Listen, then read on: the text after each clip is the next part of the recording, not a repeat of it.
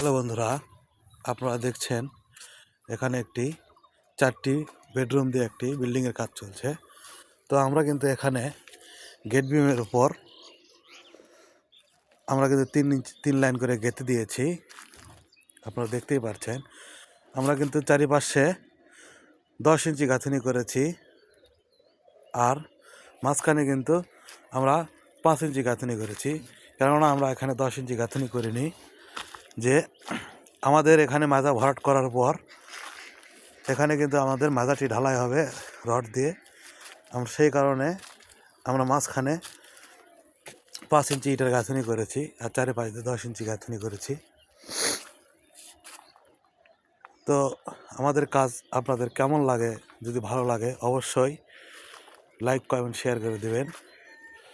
আর দেখেন, আমরা এখানে 5 ইঞ্চি গাঁথনি এই কারণে করেছি, এতে কিন্তু আমাদের খরচটা কিন্তু অনেকটাই কমে গিয়েছে।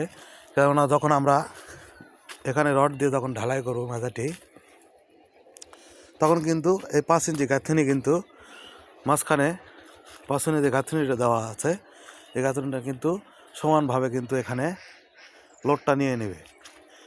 এই কারণে আমরা অযথা 10 ইঞ্চি গাঁথনি করিনি, আমরা 5 ইঞ্চি গাঁথনি কিন্তু বিমের মাঝখানে করেছি। আপনারা দেখতেই পাচ্ছেন বন্ধুরা।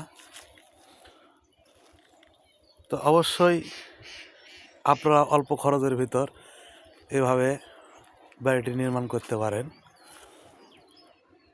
আপনাদেরকে দেখানোর চেষ্টা করতেছি। এখানে কিন্তু আমাদের 4টি বেডরুম রয়েছে। এটা আমাদের কিন্তু 13 ফিট বাই 12 ফিট আমাদের রুম রয়েছে। আর এখানে কিন্তু বেলকুনি রয়েছে। দেখেন, বেলকুনিটাও কিন্তু অনেকটাই বড়। আমাদের এই বেলকুনিটা কিন্তু ভেতরে আমাদের 4 ফিট ফুকার থাকবে। তো আমরা কিন্তু এখানে কলমও তুলে নিয়েছি, কলম তোলা প্রায় আমাদের শেষ। দেখেন, এটা কিন্তু আমরা আগামীকালকে কলমটুকু ঢালাই দিয়েছি।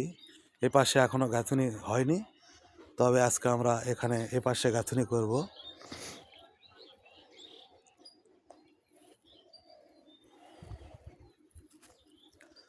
আর বন্ধুরা দেখেন, এখানে কিন্তু আমাদের 2টি ব্যাচ করা রয়েছে। এখানে কিন্তু আমাদের সিঁড়ির জন্য শো পিলার হবে, ডিজাইন পিলার।